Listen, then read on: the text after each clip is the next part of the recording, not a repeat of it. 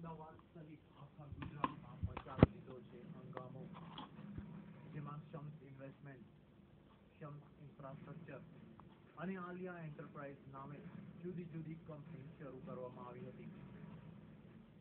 અત્યારે જે બહુ પ્રચલિત છે શહેર અમદાવાદ શહેરમાં ગુજરાતમાં એકાતીન પ્રકરણ, એમાં સૌથી પ્રથમ શમ્સ કંપની, શમ્સ ઇન્વેસ્ટમેન્ટ અને શમ્સ ઇન્ફ્રાસ્ટ્રક્ચર આવી કંપનીઓ ઊભી કરવામાં આવી હતી કોમોડિટીઝમાં અને શેર બજારમાં બધે ઇન્વેસ્ટ કરવા માટે. કોઈને ડબલ તો કોઈને 3 ગણા રૂપિયા પરત આપવાની લાલચ અપાઈ. જે લાલચનો શિકાર બન્યા અનેક લોકો અને કૌભાંડની આ જાળમાં ફસાઈ ખોઈ બેઠા તેમની મહેનતની કમાણી, તેમના પરસેવાની કમાણી. નિતેશ ગોહિલ સાથે નવીન ઝા, ક્રાઇમ એલર્ટ, અમદાવાદ.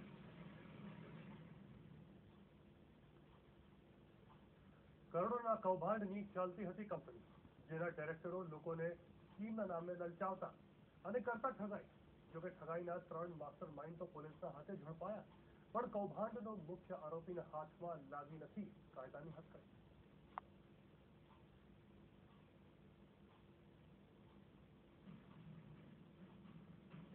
અમદાવાદમાં આવેલો ચીનુભાઈ ટાવર, જે ટાવરમાં 188 નંબરની આ ઓફિસમાં જ ખોલવામાં આવી હતી એક કાતિલ કૌભાંડની Shams company.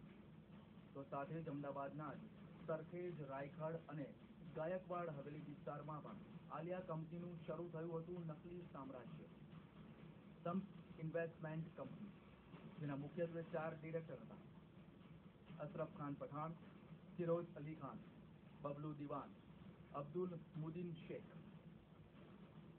કૌભાંડની company number 2 Aliya investment company, જેમાં પણ તેનો મુખ્ય આરોપી અશરફ ખાન પઠાણ, તો અન્ય 3 ડિરેક્ટરમાં કુતુબુદ્દીન સૈયદ ઉર્ફે રાજા, બબલુ દિવાન અને મોઇન નિઝામુદ્દીન સૈયદનો સમાવેશ થાય છે.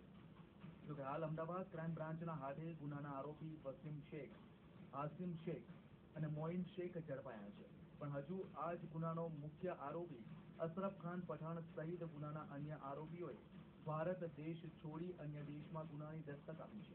નિતેશ ગોહિલ સાથે નવીન ઝા, ક્રાઇમ એલર્ટ, અમદાવાદ.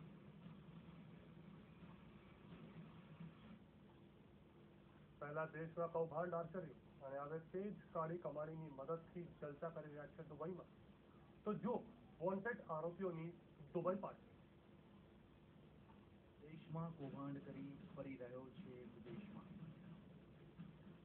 પોલીસને ચકમો આપવા આ શાતિર દિમાગ સ્થળની સાથે નકા પણ બદલે છે. હા, અલગ અલગ વેશ ધારણ કરી દુબઈમાં માણી રહ્યો છે જલસાની જિંદગી. કરી રહ્યા છે વોન્ટેડ આરોપીઓ દુબઈમાં પાર્ટી.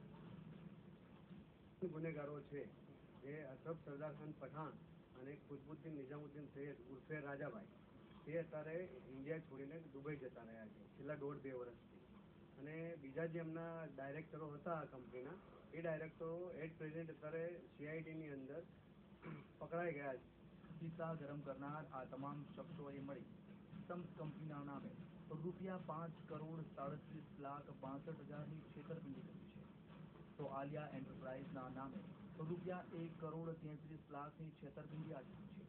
તેમની ફ્રોડ કંપનીમાં રોકાણ કરવા માટે તેમણે એજન્ટો નિમ્યા, જેમને મહિને 5% વળતર અપાયું.